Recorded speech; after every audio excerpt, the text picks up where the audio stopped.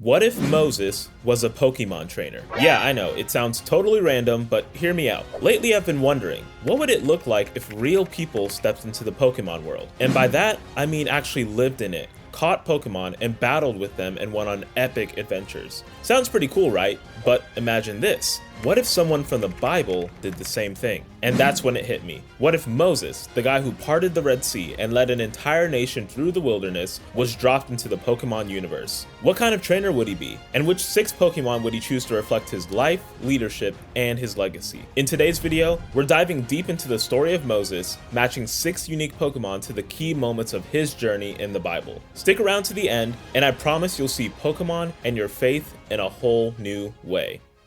So what kind of team would Moses have if he were a Pokemon trainer? I mean, it's easy to picture him with a team full of strong, intimidating Pokemon. I mean, he is one of the most recognizable figures in the whole Bible. But what makes Moses so interesting as a figure isn't just the big miracles that God did through him. It's how he balanced bold leadership with real-life struggles that we can all relate with when it comes to our faith. That's why my picks include a mix. Some powerful, some more down to earth, but all meaningful to Moses and his story. There's a ton of Pokemon to choose from, but who could be the first pick on a team built around one of the most important leaders in the Bible? Let's start strong with one of the most iconic Pokemon from the Sinnoh region, Lucario. Lucario is a fighting steel type Pokemon known not just for its strength, but for something way more spiritual, its ability to sense aura. According to the Pokedex, Lucario can read the thoughts and emotions of other living creatures by feeling their aura. It's a Pokemon not just about brute force, it specializes in spiritual awareness and exacting justice. To me, that already sounds like a perfect match for Moses. But here's something a lot of people don't know. Lucario is actually inspired by Anubis, the ancient Egyptian god of the dead. Anubis was often shown as a jackal-headed figure who judged the hearts of the dead and guided souls through the afterlife. Lucario shares the same sleek canine look and even the role of a guide who senses the unseen. And that makes this connection even more meaningful. Because get this, Moses grew up in Egypt. In Exodus chapter 2, we learn that Moses was raised in Pharaoh's household, trained in all the wisdom of the Egyptians according to Acts chapter 7 verses 22. And he was likely surrounded by the very kinds of myths, gods, and symbols that inspired Lucario's design. While Moses ultimately rejected Egyptian idolatry to follow the one true God, his background shaped his perspective and his mission. Pairing Moses with a Pokemon that mirrors Egyptian culture not only reflects his roots, but also his decision to rise above them. Lucario is also known for its strong sense of justice. In the movie Lucario and the Mystery of Mew, Lucario is portrayed as a Pokemon who sacrifices itself for the sake of others and stays loyal to its mission even when misunderstood. That's Moses in a nutshell. After killing an Egyptian who was abusing a Hebrew slave in Exodus chapter 2 verses 11 through 12, Moses fled for his life and spent years in exile. He knew what it meant to wrestle with justice, to feel misunderstood, and to carry the weight of leadership. And how about this other cool connection? Lucario evolves from Riolu only when it forms a strong bond of friendship with its trainer during the day. So in other words, it grows through relationship and a deep sense of trust, which reflects Moses' own transformation. He didn't start out as a confident leader. He doubted himself, he questioned his ability to speak, and even asked God to send someone else in Exodus chapter 4 verses 10 through 13. But over time, through a deep trusting relationship with God, Moses grew to be one of the most influential and faithful leaders in all of Scripture.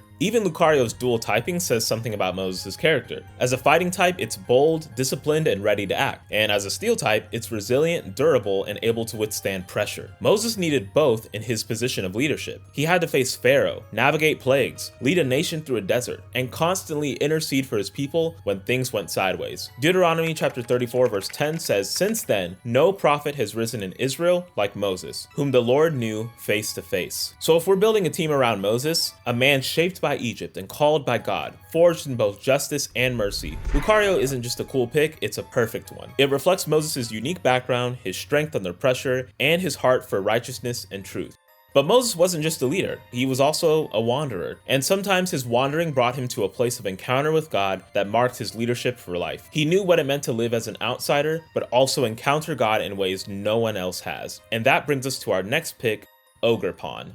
If Lucario represents Moses' roots in Egypt and his growing sense of justice, then Ogerpon is all about his transformation, specifically that moment when Moses had a personal encounter with God that changed everything. Let me introduce to you Ogerpon, one of the newest legendary Pokemon from the Teal Mask DLC in Pokemon Scarlet and Violet. Ogerpon is a grass-type Pokemon that can take on different forms depending on the mask that it wears, but the form that makes this Pokemon stand out most for Moses is its Hearthflame mask form, which gives it a grass and fire typing, which is incredibly rare rare in the Pokemon world. And as soon as I saw that typing, I thought of one of the most iconic moments in Moses' life, the burning bush.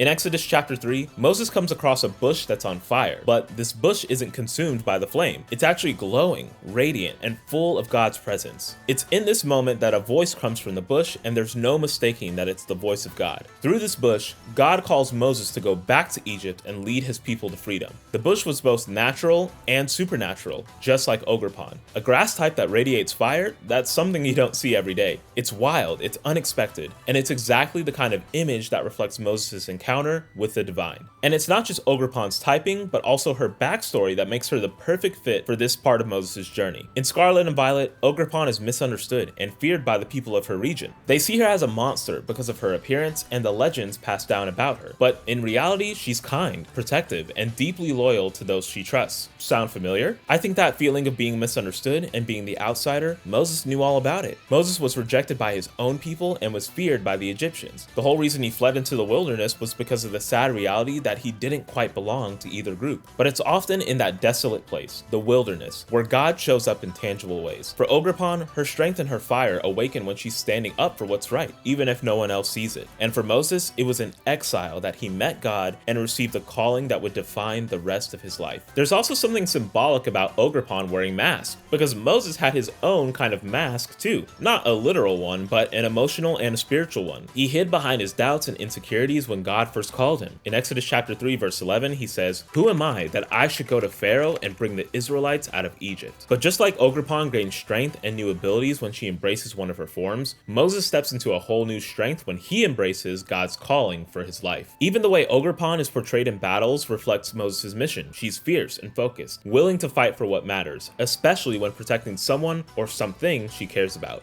And that's the Moses we know through scripture. Once he received his mission from God, he struggled, but he didn't give up. He stood toe-to-toe with Pharaoh, called down plagues, and led a massive, complaining group of people through a harsh desert and wilderness, all because he believed in the one who called him. So why would Ogerpon be on Moses' team? Because she represents the turning point, the moment where fear meets fire, when exile becomes encounter, and where an ordinary life is interrupted by an extraordinary calling. Her rare grass and fire typing mirrors the miraculous bush that didn't burn up, and her misunderstood nature reflects Moses, who wandered the wilderness before becoming one of the greatest leaders in biblical history. And that's just the beginning, because after Moses accepts God's call and frees the Israelites from the hands of Pharaoh, the next big challenge is staring him down, the Red Sea. He's got to somehow, someway, cross an ocean to secure their freedom, but the only way to get out of Egypt isn't around the ocean, but through it. And to represent one of the biggest miracles ever done, we've got to bring in a massive team member who can cross an ocean like it's nothing. And that massive team member? It's gotta be Kyogre.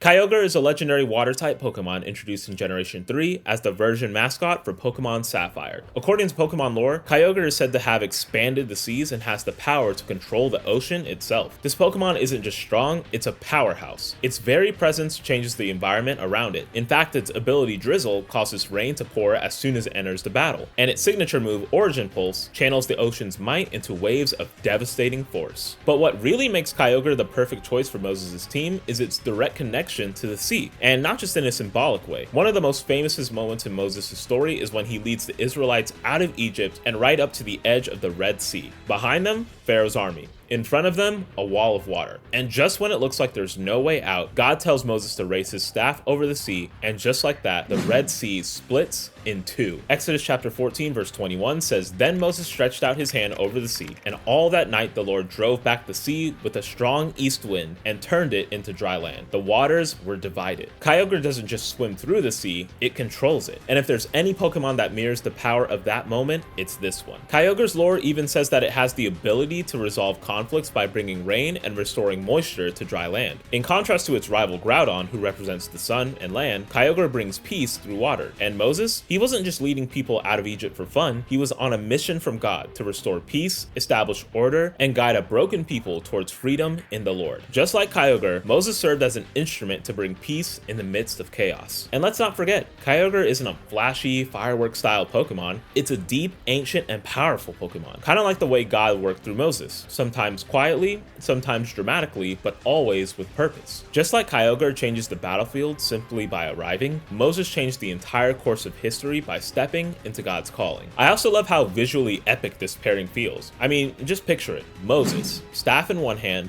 Pokeball in the other, riding on the back of Kyogre through crashing waves and thunderous storms. It perfectly captures the awe of that moment at the Red Sea, when the Israelites walk through water with walls on either side. It's not just cinematic, it's a new way to look at this biblical classic. And if you fast forward a bit in Moses' story, you'll notice something else. After crossing the Red Sea, Moses leads the Israelites through the wilderness, in which they heavily relied on water to survive. And each time they cry out in thirst, God provides water through Moses, whether from a spring, a river, or even a rock in Exodus chapter 17, verse 6. Though the rock was an example of Moses' disobedience, water still plays a huge role in Moses' story. It's more than a physical resource, it becomes a symbol of deliverance and dependence on God. So why would Kyogre be on Moses' team? Because no other Pokemon captures the scale, power, and significance of the sea parting moment like Kyogre does. It represents Moses' faith under pressure, his trust in God's power, and his role as a leader who didn't just survive the impossible, but walked straight through it. So now that Moses and the Israelites are officially out of Egypt, you might think the story ends there, but in reality, their journey is far from over. After crossing the Red Sea, they step into the wilderness, where God doesn't just provide miracles, but also reveals his law. At Mount Sinai, Moses climbs a mountain to receive something that will shape the identity of God's people for generations, the 10 Commandments. And to represent that powerful moment where stone, structure, and divine order meet, we need a Pokemon that's built like a fortress and shaped like a pyramid. That's where Stakataka comes in. Hey there, before we move on, if you've been enjoying the video, please leave a like, comment, and subscription if you haven't already. It helps the channel grow and gets more faith in gaming videos like this one out for more people to see.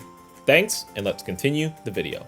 Let's be honest, Stakataka might be one of the strangest looking Pokemon in the entire franchise, and one of the weirdest picks in this entire video. But trust me, once you dig a little deeper and look a little more closely at what it represents, it starts to make a whole lot more sense, especially when we're connecting it to Moses. Stakataka is a rock steel type Pokemon introduced in Generation 7 as one of the Ultra Beasts, and it's literally made of stone blocks stacked together like a fortress. Its body isn't just one creature, it's made up of many sentient stones working together as a single unit. According to its Pokedex entries, it's shaped like a massive walking wall, a living structure that's heavy and slow moving but unbelievably hard to take down. And here's some trivia for you. When I was researching for this video and brainstorming different options for Moses' team, I had a hard time nailing down this pick, but when I saw Stakataka, I immediately connected it to 3 things relating to Moses. First is a pyramid, which makes sense considering Moses' Egyptian background. Second is a mountain, which Moses ends up climbing in Exodus. And 3, stone tablets, which connect directly to one of the most important moments in his story, receiving the 10 Commandments from God. In Exodus chapter 19 and 20,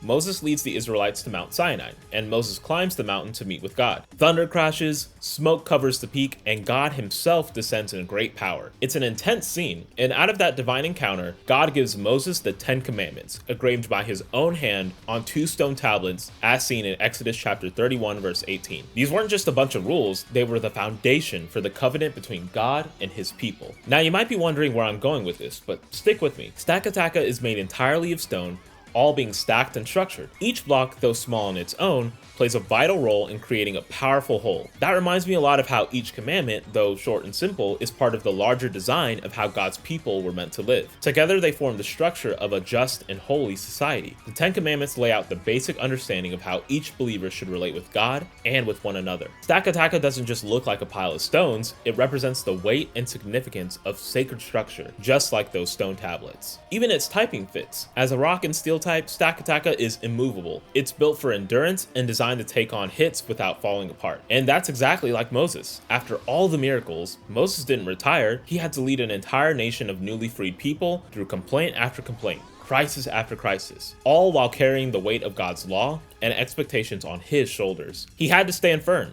even when the people were crumbling. There's also something symbolic about how Stakataka isn't just one block, but it's many blocks working together. Moses wasn't just handed the laws and told, good luck. He was tasked with shaping a scattered, enslaved people into a unified nation. He had to help them move from their old understanding of the gods of Egypt to a new understanding of the one true God, Yahweh, and his covenant. Stakataka reflects that transformation perfectly. Even the way you encounter Stakataka in the games ties in. In Ultra Sun and Ultra Moon, Stakataka appears as a mysterious, otherworldly otherworldly being, a foreign power that shows up out of nowhere with overwhelming presence, kind of like how God descended on Mount Sinai. To the Israelites, that encounter wasn't just new, it was terrifying, holy, and completely out of their realm of understanding. Moses stood at the center of that moment, not just receiving God's law, but becoming the bridge between the divine and a lost people. So why would Sakataka be on Moses' team? Because it represents such a pivotal moment in Moses' journey. The climbing of Mount Sinai, the weight of the Ten Commandments, the structuring of a new covenant people, and the solid foundation that he helped establish. Sakataka is a sturdy, strange, and downright unforgettable Pokemon, just like Moses'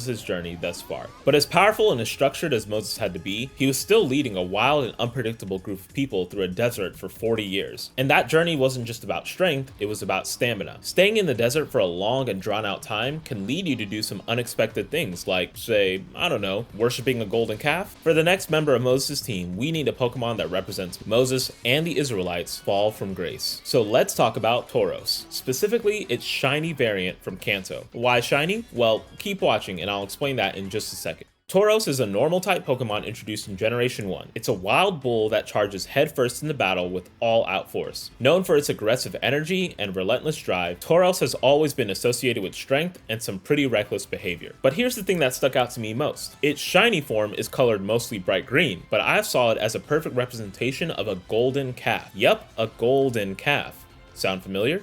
As soon as I saw that golden hue, I couldn't stop thinking about Exodus chapter 32, when Moses comes down from Mount Sinai after receiving the Ten Commandments, only to find the Israelites worshipping a literal golden calf. The same people who had just been rescued from Egypt, who had walked through the parted Red Sea, were now bowing down to a statue of a cow. You can feel Moses' heartbreak and his frustration. Verse 19 says, when Moses approached the camp and saw the calf and the dancing, his anger burned and he threw the tablets out of his hands, breaking them into pieces at the foot of the mountain. Now, I'm not saying Tauros only represents the idol that Moses destroyed. Instead, I think Tauros also represents the wild, impulsive behavior of the people Moses was trying to lead. A kind of chaotic energy he constantly had to wrangle the way you would a regular bull. And the fact that we're using the shiny version of Tauros, that's the perfect visual reminder of how the people fell into sin when they lost sight of God. Tauros is known for being difficult to tame. In the anime and the games, it often charges uncontrollably when provoked. It doesn't think through things, it just reacts. And that's exactly the kind of behavior the Israelites displayed in the wilderness. When Moses was gone for just a little too long, they panicked and convinced Aaron to make them a god that they could see. Just like a herd of Tauros with no shepherd, they spiraled into chaos. But here's the twist that makes this story so good. Moses didn't give up on the Israelites. Yes, he was furious, and yes, he smashed the tablets, but after that moment, he went right back up to the mountain and interceded for them. He begged God not to destroy them in Exodus chapter 32, verses 11 through 14. He didn't just lead the people, he fought for them. And even when they acted like wild bulls, that kind of patience and leadership is something Tauros doesn't naturally have. It's something that Moses had to develop while dealing with a stubborn nation. Tauros also fits because it represents the kind of rugged survival instinct that was needed in the wilderness. The Israelites weren't living in luxury, they were moving, fighting, complaining, and constantly being tested. In many ways, they were kind of like a restless herd that Moses had to keep from running off a cliff. Tauros captures that wilderness chaos, unrefined, stubborn, and constantly pushing against the limits. So why would a shiny Tauros be on Moses' team? Because it's a reminder of the challenges that Moses faced, not just from the enemies outside, but from the wild, untamed hearts of his own people. And the shiny color? It's a visual symbol of the golden calf, the moment when Israel fell hard, and when Moses had to decide whether to quit or stand in the gap. He chose the harder path of mercy and patient leadership. And I think Tauros, for all its wild nature, would be a constant reminder of what Moses endured and ultimately overcame.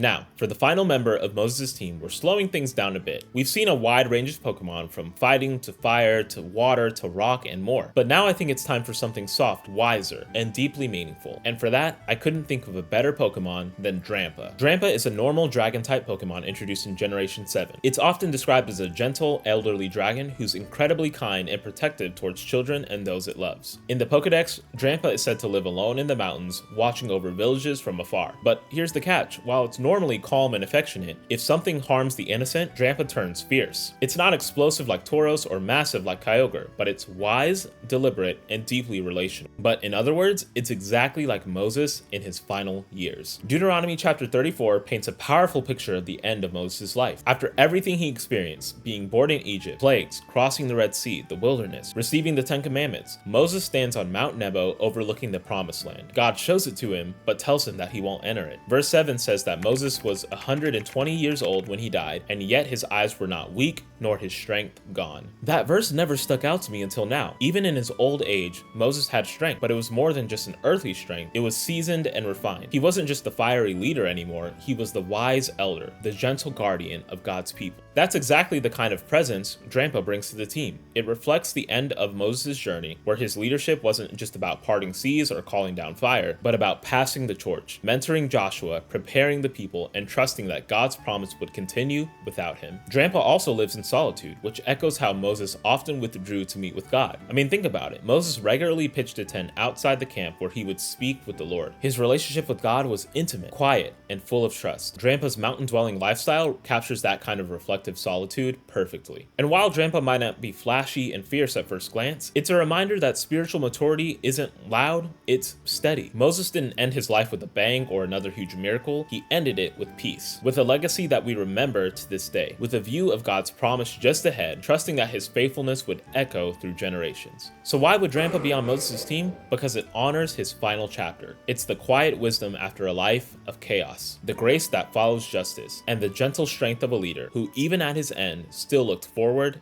in faith.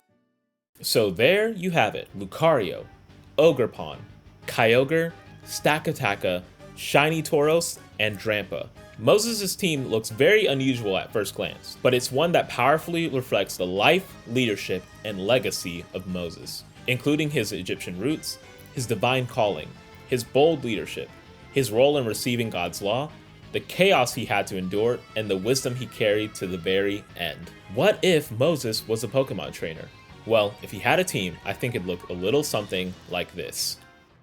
But is that all? Surely there's something deeper that we can take away from this team, other than Moses would be a pretty awesome trainer. And honestly, I think that's the beauty of learning more about Moses through this video. Moses' story isn't just about the miracles and the tragic moments that he faced, it's about faith. It's about trusting God through every high and low, even when the journey feels long and the destination seems out of reach. Reading through Moses' story and thinking about this team helped me appreciate just how layered of a human he really was. A man that was flawed, but loved God, and did everything he could to answer the call. And maybe, just maybe, his team helps us see that even in the games and the stories that we love, like Pokemon, we can find powerful reminders of the people God used to shape history, and also be reminded that he's still writing a story out of us. Thanks for watching. If you enjoyed this breakdown of Moses' Pokemon team, I know you'll enjoy this one about Jesus' team. Click here to get a breakdown of Jesus' team or this other video that YouTube thinks you'll enjoy from my channel. Thanks again for watching, and I'll see you in another video. Thanks, and God bless, and I'll see you next time.